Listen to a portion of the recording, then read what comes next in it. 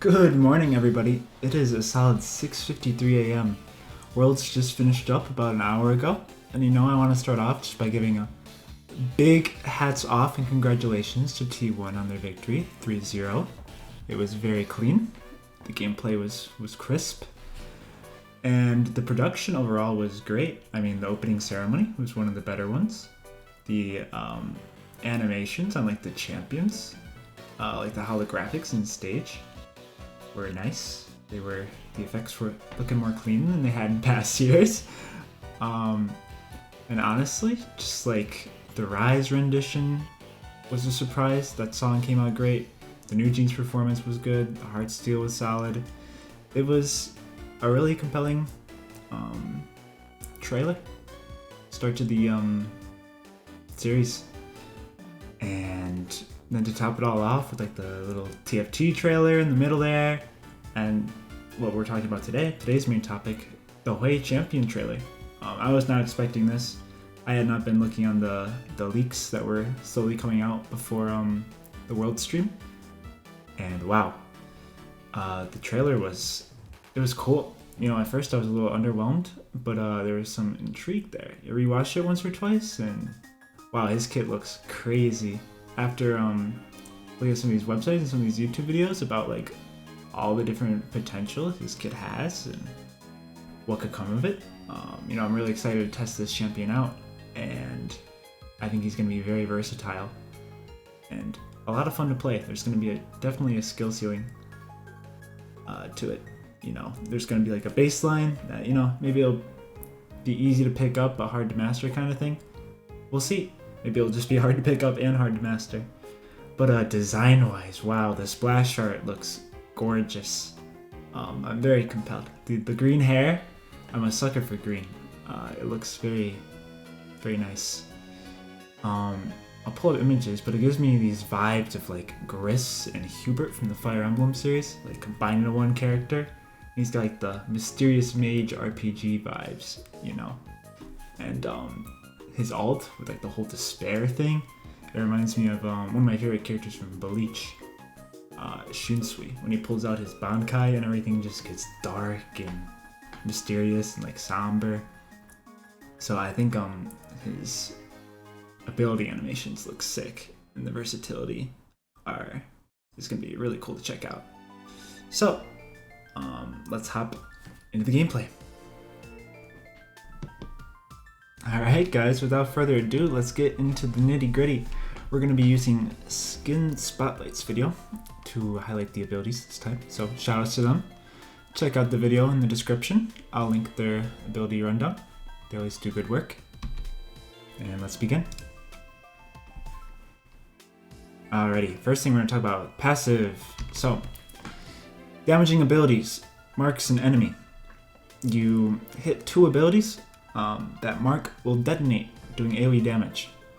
Not sure on the AP scaling on this, but I imagine in teamfights this could be quite devastating when it's combined with all the CC that his kit can set up, as you'll see later with his ulti and some of his Z abilities. That little mark at the bottom, see that little yellow explosion effect, that's his passive. Right there, yeah.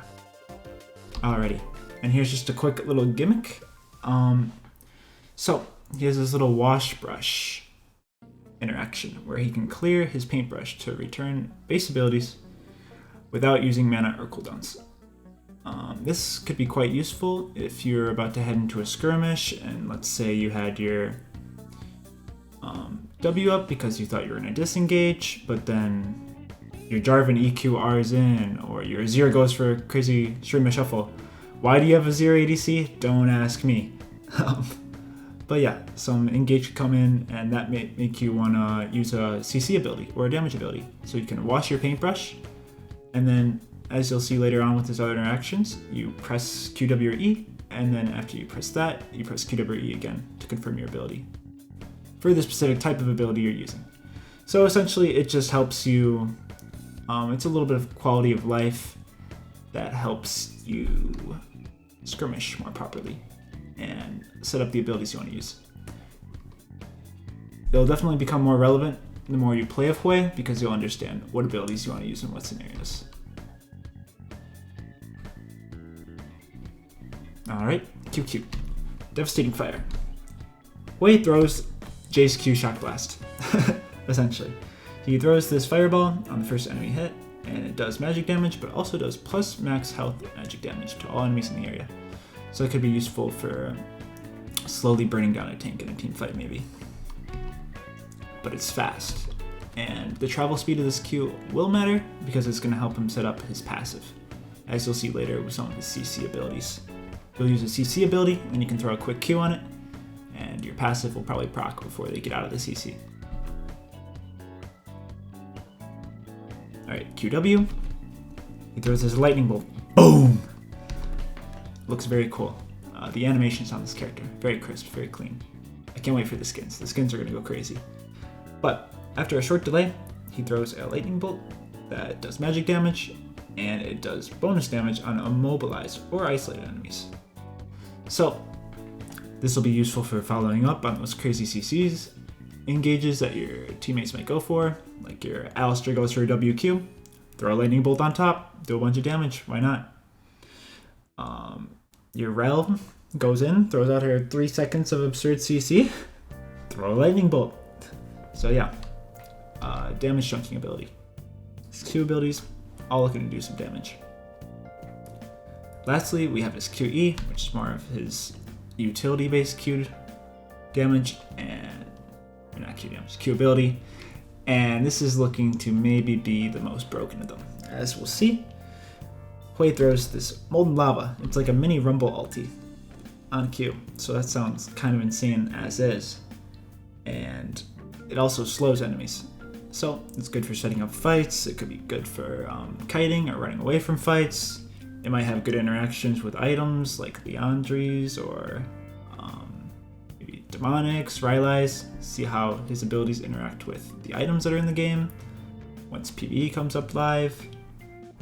And yeah, it'll be a good kiting ability and it'll be great for wave clear. We'll have to see how much damage it does to minions and like what level he has to be to clear this certain amount of casters, you know, mid lane shenanigans. But it's looking to be maybe his best Q ability. Most consistent. Alright, WQ. This is just, now we're getting into more of his supportive abilities. This WQ is more of like a quality of life kind of ability. I don't think you're going to be using it too much, but he paints a current of swift waters, and for a few seconds he gets bonus move speed, and his allies do. So it could be good for quick disengages, or quick engages if you're trying to engage and your team doesn't have like a Shirelius battle song. Become the Shirelius battle song, why not? It could also be useful for quick roams, but you might want to save your WCD for once you're actually at the roam. So it could be a little risky to use the W early, but if you're really trying to get that skirmish right away, you could WQ through the river. And I'm not sure about WCD, but maybe it'll be somewhat close to pack up by the time you get down there. And it also helps you get back to lane / build a little bit of tempo out of base. WW. I don't think this one's going to be used too much. We'll have to see the numbers on it. But essentially, him and champions inside this small shielding area get an immediate shield, increasing in value over a few seconds while in the area. So your teammates will have to be close by for you to get full shield value out of this. And, you know, we'll see how useful it is. I don't think the shield numbers are going to be too high. You're not trying to play an enchanter here. But this could be useful for, you know, running away, or if you're trying to maybe peel your jungler. This could be quite useful in a 2v2 skirmish though. Early 2v2 skirmisher, if you're playing with a damaged jungler, Elise, Rengar, Graves, Kha'Zix, and they're getting focused down, you go for the WW, and maybe the shield's big enough that it wins you a 2v2 skirmish. So we'll have to see. This one might be more useful early game than in the later stages for skirmishes. Alright, WE. I think this one will be pretty useful in lane. I'm not sure how useful out of lane it'll be, but essentially you get these swirling lights, these little circles. Your next 3 autos or spells, as you'll see, deals a little bit of bonus damage and grants some mana back on hit.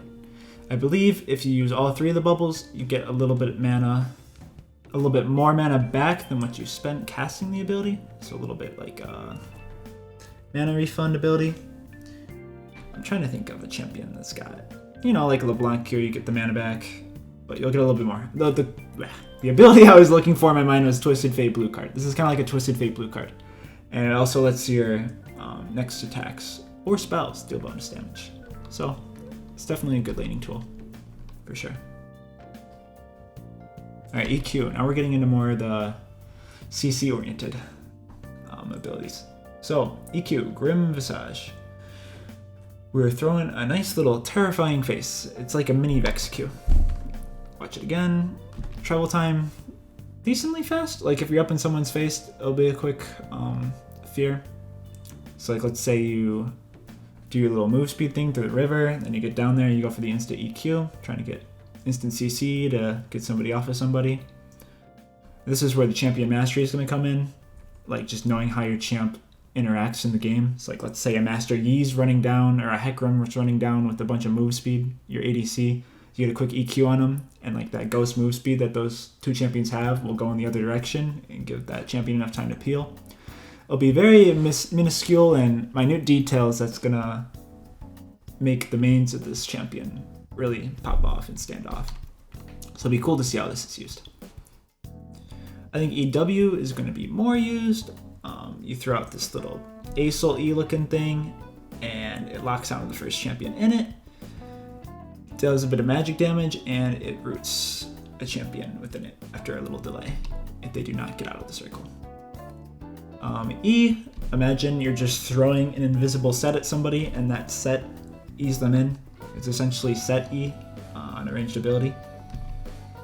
Could be good for quick burst combos maybe, or if they're just clumped up, like let's say they're already in the quote-unquote Jarvan Cataclysm. You cast your R, clump them up, and then you throw down that lightning bolt. That's big damage and CC value. Alright, R. Spiraling Despair. You throw out this nice yellow blob. It goes as it's dealing this damage per second on the enemy champions. It is slowly stacking these despair stacks. The longer the enemy champions are in this despair, the higher the slow will be applied within the circle. There's a slow in this circle. The more champions that are in it will also increase despair stacks. So if you throw this at 2 or 3 champions and they're in it for a couple seconds, the despair is going to ramp up pretty quickly and they'll all be pretty slow.